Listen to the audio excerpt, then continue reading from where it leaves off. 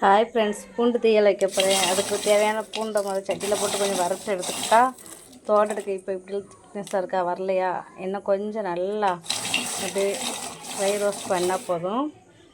அது எடுத்துக்கிறதுக்கு சூப்பராக இருக்கும். வறுத்துட்டு காணிக்கே பூண்டு நல்லா வறுத்தாச்சு. இப்போ பார்த்தீங்களா, இப்படி லைட்டாக கை வச்சாலே பிஞ்சு வருது. அப்படி எடுத்துட்டா போதுங்க, ஈஸியாக எடுத்துடலாம்.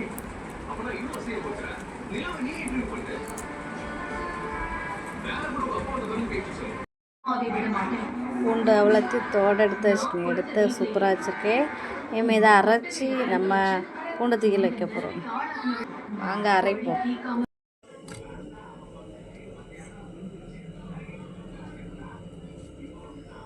பூண்டு அவ்வளோத்தையும் ஜாரில் அள்ளி போட்டு அரைச்சிருவோம்.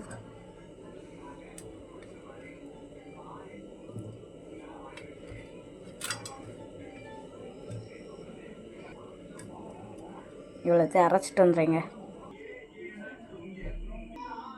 நல்லா பூண்டு அரைச்சி வச்சு இது பக்கத்துலேயே ஒரு எலுமிச்சப்பழம் அளவுக்கு புளி ஊற வச்சு வச்சுக்கணும். அதே ஊற வச்சு வச்சுருக்கேன். நல்லா ஊறி போயிருக்கு. பெனஞ்சு ஊற்றணும். அதுக்கிடையில இதில் நல்லெண்ணெய் கொஞ்சம் ஊற்றிடுவோம் தாளிக்கிறதுக்கு. செக்கு நல்லெண்ணெய்ங்க, பார்த்திங்களா, செக்கு நல்லெண்ணெய். இது நல்லெண்ணெயில் தாளித்து வச்சா நல்லா சூப்பராக இருக்கும். ஒரு வருஷம் ஆனும் கெட்டு போகாது. அதனால் கொஞ்சம் நல்லெண்ணெய் கூடயே ஊற்றுது நல்லது.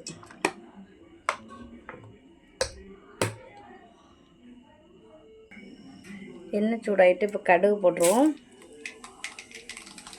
சரிங்களா, கடுகு நல்லா பொரியட்டும். பொரிஞ்ச பிறகு வத்தல் பொடி மல்லிப்பொடியெல்லாம் போடுவோம். அதையும் போட்டு எண்ணெயில் வதக்கிடுவோம். கடுகு ஜம்முன்னு பொரிஞ்சு வருது.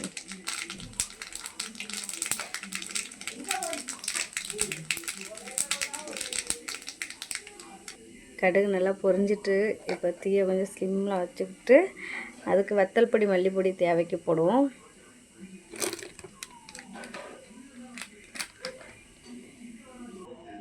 கொஞ்சம் வத்தல் பொடி, கொஞ்சம் மல்லிப்பொடி, கொஞ்சம் ஜீரகப்பொடியும் போட்டு அந்த எண்ணெயில் கொஞ்சம் வதக்கினா போதுங்க. கொஞ்சம் நிறம் சேஞ்ச் ஆகி வருதா,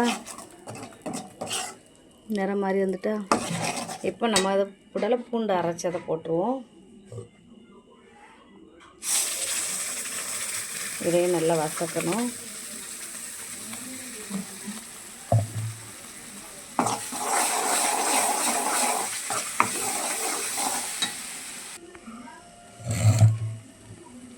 அவ்வளோத்தையும் வலிச்சு போட்டு நல்லா எண்ணெயில் வதக்கணும்.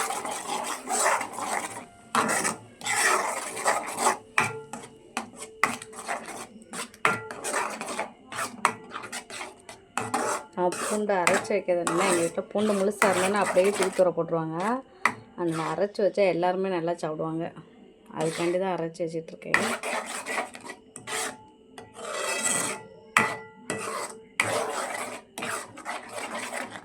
இது கொஞ்சம் மனம் வந்து லேசாக எண்ணெய் பிரிஞ்சு வந்த பிறகு இதில் நம்ம புளி தண்ணி ஊற்றி வேக வைக்கணும். கொஞ்சம் எண்ணெய் பிரிஞ்சு வரட்டும், அது வரைக்கும் கிளறுவோம். நல்லா கொதித்து வருது பாருங்கள்.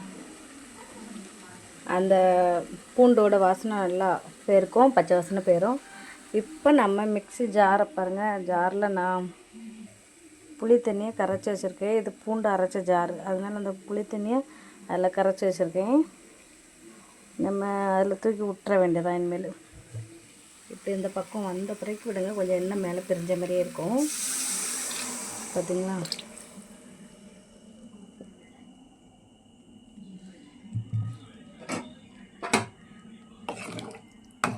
நல்ல பச்சை தண்ணி மாதிரி தான் இருக்கும். இது நல்ல வெந்தயம் வந்த பிறகு நம்ம உப்பு போட்டால் போதும், பார்த்திங்களா.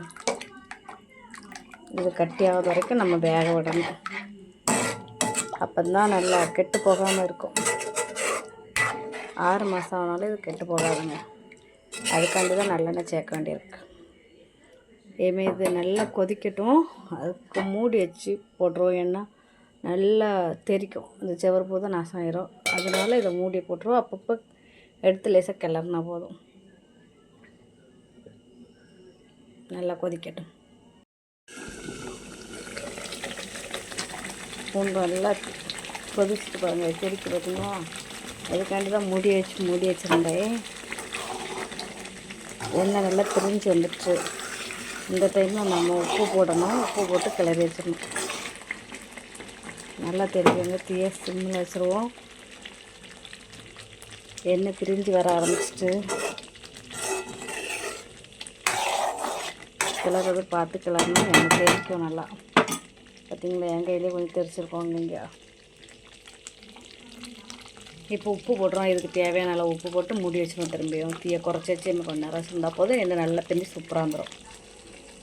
இதுக்கு தேவையான உப்பு போட்டுருவோம். உப்பு போட்டு கிளறி மூடி வச்சுருவோம். திரும்பி எண்ணெய்ங்க பாருங்கள், செவரில் அதுக்கெல்லாம் தெரிச்சுட்டு வரணும். தீ குறைச்சி கிடைக்கும். எண்ணெய் உப்பு போட்டதுக்கு இன்னும் கொஞ்சம் நல்லாவே தெரிக்கும். அதனால் மூடி வச்சிடணும்.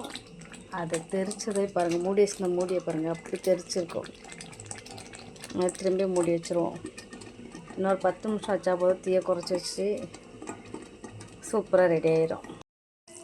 நம்ம பூண்டு ஊறுகாய் சூப்பராக ரெடி ஆகிட்டுங்க. எண்ணெய் பிரிஞ்சு அப்படி ஜம்முன்னு இருக்குது. இதை வெளிச்சத்தில் தூக்கி கொண்டு காணிக்க சூப்பராக எண்ணெய் பிரிஞ்சு வந்துருக்கும் பாருங்கள். சரியா ஃப்ரெண்ட்ஸ், இப்போ பூண்டு தீயல் ரெடி ஆகிட்டு. பிடிச்சிருக்குன்னா லைக் பண்ணுங்கள், ஷேர் பண்ணுங்கள், கமெண்ட் பண்ணுங்கள். இன்னொரு வீடியோவில் மீட் பண்ணுவோம். பாய்.